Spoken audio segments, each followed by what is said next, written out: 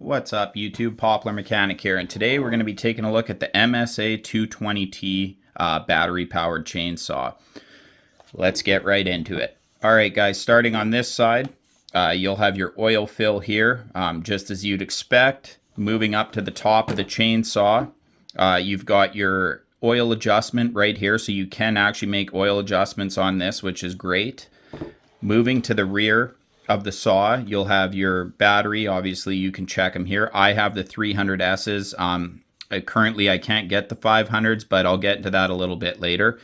If we pop this battery out here, we can see down inside the chainsaw, we actually have a little air filter in there, so it'll actually move air through. I believe it comes in here and then it'll actually come out the bottom right there where that grill is. So it's just to keep the electronic parts clean in there.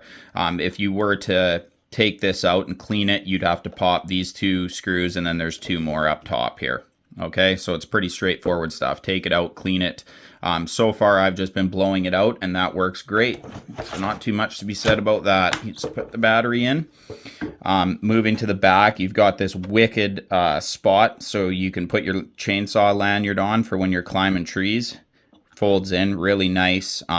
Definitely an improvement over the last model. Moving over to this side of the chainsaw, you know, on your clutch side here, you've got your chain tensioner. You've got your clutch cover with the captive nut. Moving to the bottom of the saw, you've got a aluminum chain catch, and then your sprocket and everything is underneath, and we won't go into too much detail about that today. I've got mine with the 16-inch bar, and I'd recommend 14, especially if you have the 300S. I did take this out to the field and do some cuts with it.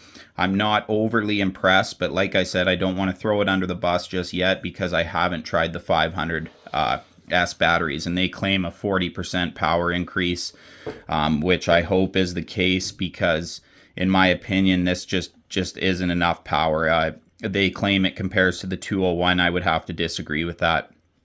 Moving to the actual top of the chainsaw here, it's really awesome. So basically, instead of that stupid button on the side like their last models have, what you have is you have a button here.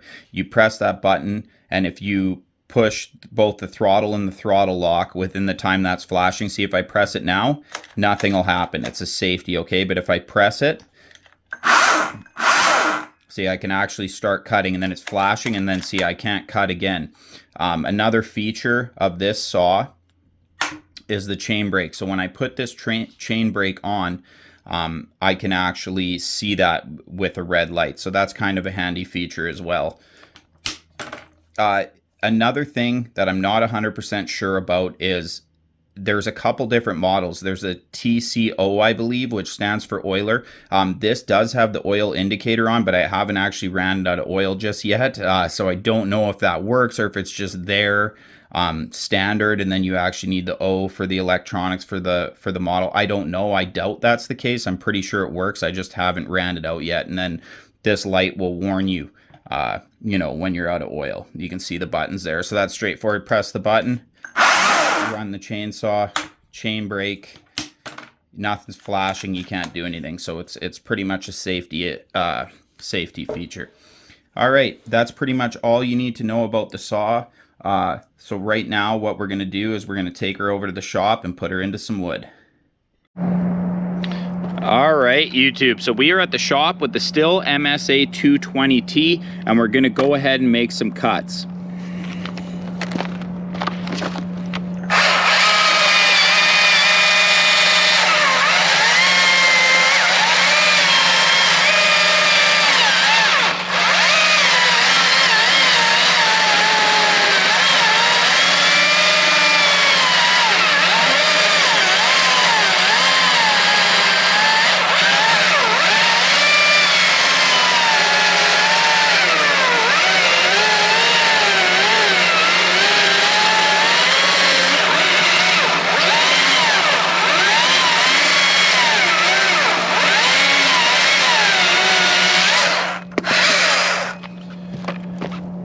All right, guys, so that's what I was talking about.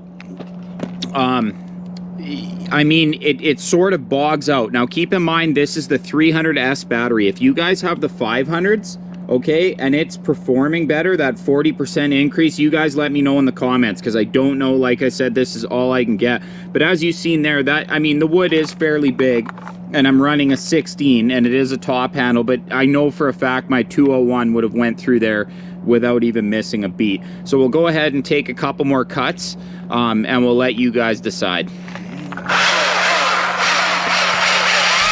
Alright guys, so during this cut here you can see that the saw is just bogging. Now I spoke to a fellow on Instagram that did have the 500S battery, and he was claiming that he had problems with it. The saw would just quit. So they switched him to a 300S battery, and it was performing similar to this, from what I gathered from the conversation.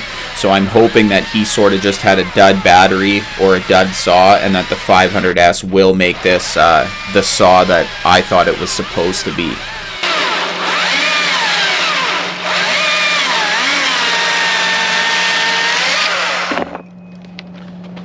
So you can see it was bogging there again. So that's what I said. And that could be the difference between this battery and a battery that puts out more power.